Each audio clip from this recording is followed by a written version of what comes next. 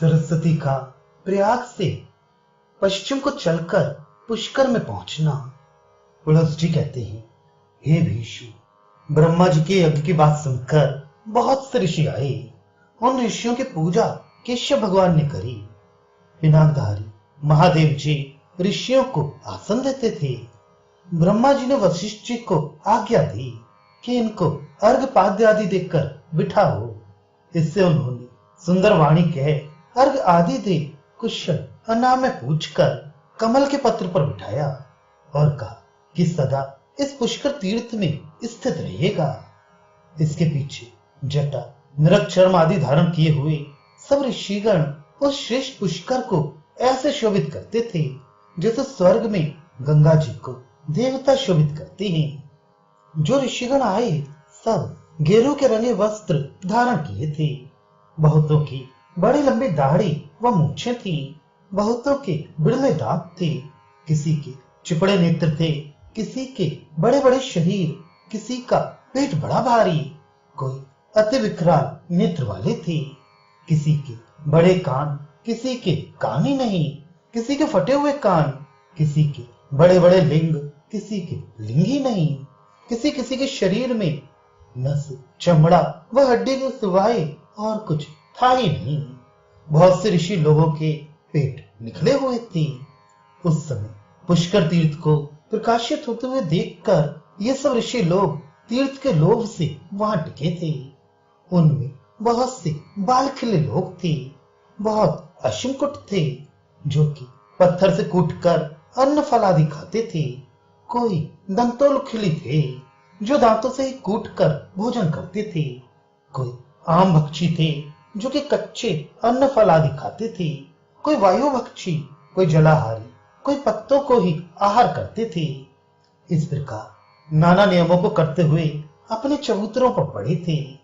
ऋषि लोग भी बहुत टेढ़े मुख के आए थे। उनके मुख सीधे हो गए। इससे वे आपस में एक दूसरे को देखकर कहने लगे कि ये क्या हुआ। इस तीर्थ के देखने ही से मुख की सुरूपता हो गई। इससे इस तीर्थ का आज से मुख दर्शन नाम हुआ। फिर उन लोगों ने नियम युक्त होकर उस तीर्थ में स्नान किया। स्नान करते ही जो अंग भंग थे सब देवताओं के समान स्वरूपवान पुरुष हो गए। वह सबों के दिव्य गुण भी हो गए। उनके देखने के लिए उस वन के रहने वाले सब इकट्ठे हुए। वह देखने लगे। जो वनवासी वहां आए सब स्वरूपवान हो गए। उनमें व ऋषियों में इतना ही अंतर रहा कि ऋषि यज्ञोपवीत धारण किए थे, वह अन्य लोग बिना उपवीत के थे। वहां सब ऋषि लोग अग्निहोत्र आदि करने लगे। वह और भी विविध प्रकार की क्रियाओं में तत्पर हुए। सब तपस्वी यही चिंतना करने लगे कि बस अब हम लोग इस तीर्थ में आकर ज्येष्ठ भाव को प्राप्त हुए। वह सब पाप भी नष्ट हो गए। इससे अन्य तीर्थ को यहां से न जाएंगे। फिर ऋषियों ने उस तीर्थ का ज्येष्ठ पुष्कर नाम धरा दिया। वह देखा तो उस तीर्थ के किनारे पर बहुत लोग कुबड़े भी पड़े थे। उनको देखकर लोग विस्मित हुए कि यहाँ आने से बाहर के लोग तो स्वरूपवान हो जाते हैं, वो यहाँ बहुत कुबड़े पड़े हैं।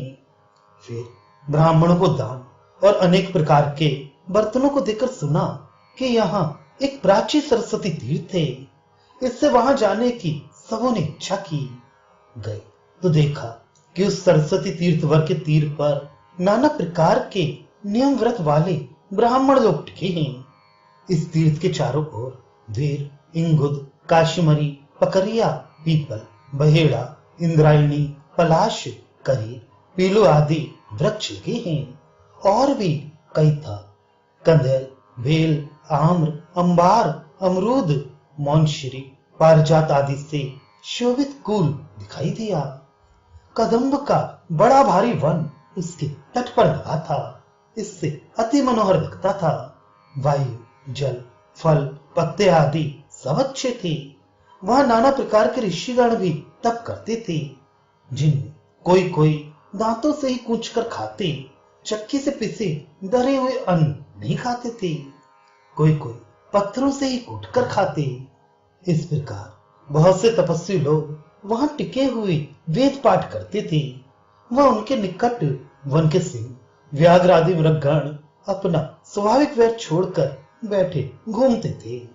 कोई जीव किसी छोटे जीव की हिंसा नहीं करता था। पुष्कर तीर्थ में 5 स्रोतों से प्राची सरस्वती बहती थी। उनके नाम ये हैं: सुप्रभा, कांचना, प्राची, नंदा, विशालका। ये ब्रह्मा जी की आज्ञा से वहां आकर बही थी। सब ऋषि लोग उसे देखकर प्रसन्न हुए। जब ब्रह्मा जी का यज्ञ होने लगा, वह वेदवादी लोग पुण्यवाचन करने लगे, वह देवताओं के नियम होने लगे। तब देवदेव पितामह को सब ब्राह्मणों ने यज्ञ के लिए दीक्षित किया। उस समय यज्ञ करते हुए ब्रह्मा जी ने जिस इस अर्थ की चिंतना की, वह तुरंत आकर उपस्थित हुआ। इसी प्रकार जिन ब्राह्मणों का स्मरण किया, वह वहां तुरंत पहुंच गया। वह देव गंधर्व सब गाने लगे, अप्सराएं नाचने लगी, वह दिव्य बाजे बजने लगे। उस यज्ञ की संपत्ति से सब देवगण भी प्रसन्न हो गए। वह सबके सब विस्मित हुए। फिर मनुष्यों का तो क्या कहें, वे तो देखकर अत्यंत विस्मित हुए। जब पुष्कर में इस प्रकार ब्रह्मा जी का यज्ञ होने लगा, तो सब ऋषि लोग संतुष्ट होकर सरस्वती से बोले कि आज से सरस्वती का सुप्रभा सरस्वती नाम हुआ। वह वेगयुक्त सरस्वती जी को पितामह की आज्ञा से वहां आई हुई जानकर उस यज्ञ को सब ऋषियों ने बहुत माना। इस प्रकार पुष्कर तीर्थ में ब्रह्मा जी की व बुद्धिमानों की प्रसन्नता के लिए सरस्वती नदी उत्पन्न हुई है। ये पुण्य की पुण्यता करने वाली 5 स्रोतों से युक्त सरस्वती सुप्रभा नामक हुई। जैसे ही सरस्वती प्रकट हुई कि सब ऋषियों ने जाकर आदर पूर्वक स्नान किया, वह अच्छी तरह उसका ध्यान किया। यह नदी पुष्कर में पूर्व की ओर को बहती है। इससे ऋषियों ने भक्ति से प्रसन्न होने वाली इसका प्राची सरस्वती नाम रखा है। हे राजन, एक और आश्चर्य की बात पृथ्वी पर हुई थी, उसे सुनो। पूर्व काल में एक मंकड़क नाम ब्राह्मण हुआ। उसने एक समय कुश की जड़ से अपने हाथ में छेद कर दिया। उस घाव से शाक का रस बहने लगा। वह शाक का रस देखकर मारे हर्ष के नाचने लगा। उसके नाचते ही जितने स्थावर जंगम थे, सबके सब नाचने लगे। यहां तक कि सृष्टि में कोई भी ऐसा ना रहा जो उसके भय से मोहित होकर नाचने न लगा हो। इसको देख इंद्र आदि देवता व परम तपस्वी ऋषि लोग जाकर ब्रह्मा जी से बोले कि ब्रह्म, ऐसा कीजिए जिससे ये ब्राह्मण किसी प्रकार अब न नाचे। तब ब्रह्मा जी ने रुद्र जी को आज्ञा दी कि तुम जाकर ऐसा उपाय करो जिसमें वह ब्राह्मण अब न नाचे। रुद्र जी ने जाकर देखा तो वह ब्राह्मण अत्यंत हर्ष से नाच रहा था। उससे कहा, हे ब्राह्मण श्रेष्ठ, तुम किस हेतु से नाचते हो? तुम्हारे नाचने से ये सब जगत नाच रहा है। इससे इसका कारण अवश्य हमसे बताओ। यह सुनकर वह मुनि बोला कि क्या तुम नहीं देखते कि हमारे हाथ से शाक का रस बहता है? इसी को देखकर मारे हर्ष के हम नाचते हैं। इस प्रकार अनुराग से मोहित उस मुनि से बहुत हंसकर रुद्र भगवान बोले कि हे विप्र, हम तुम्हारे इस नाचने से विस्मित होकर नहीं नाचते। हमको देखो। जब महादेव जी ने उस मुनि श्रेष्ठ से ऐसा कहा तो वह ध्यान करके विचारने लगा कि कौन है जो हमारे नाचने से नहीं नाचता, वह हमको भी नाचने से रोकता है। फिर महादेव जी ने अपने अंगूठे से अंगूठे में मारा कि उसमें एक घाव हो गया। उससे श्वेत रंग की राख निकलने लगी। उसको देख वह मुनि बहुत लज्जित हुआ। वह महादेव जी के पैरों पर गिर पड़ा। वह कहने लगा कि मैं रुद्र से श्रेष्ठ और किसी देव को नहीं समझता। हे महादेव, तुम चराचर इस जगत की गति हो। इसी से पंडित लोग इस जगत को तुम्हारा बनाया हुआ कहते हैं। वह युगों के पीछे जब प्रलय होता है तो तुम ही में सब जाकर बसता है। तुमको इंद्र आदि देवता भी नहीं जान सकते, तो मैं कैसे जानूं?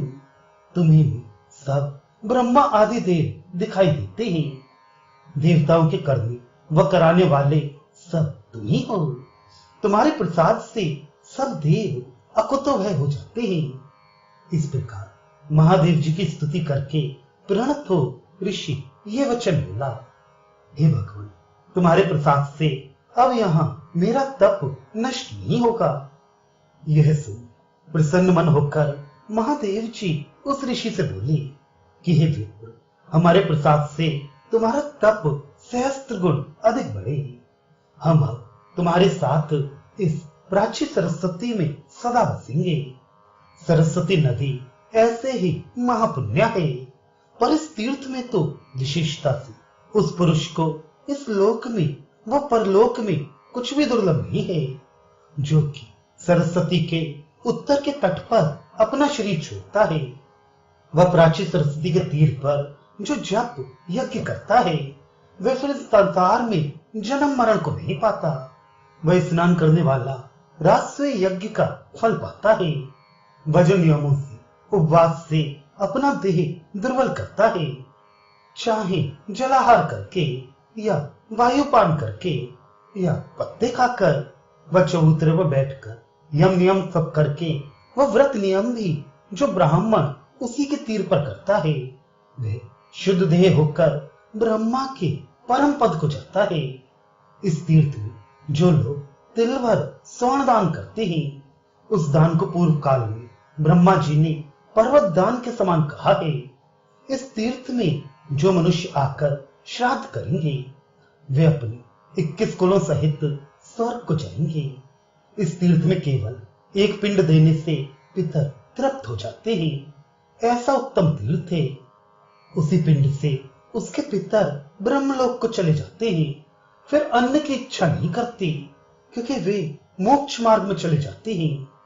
इस सरस्वती की प्राचीनता जैसे हुई है, सुनो, वर्णन करते हैं। एक समय सरस्वती नदी से इंद्रादिक सब देवताओं ने कहा कि तुम पश्चिम के समुद्र के किनारे जाओ, वह इस बड़वा नल को 4 समुद्र में छोड़ दो। ऐसा करने से सब देवता भय रहित हो जाएंगे, नहीं तो बड़वा नल अपने तेज से सबको भस्म कर डालेगा। इस महाभय से देवताओं की रक्षा करो। हे सुश्रोणी, माता के समान देवताओं को अभय दान दो।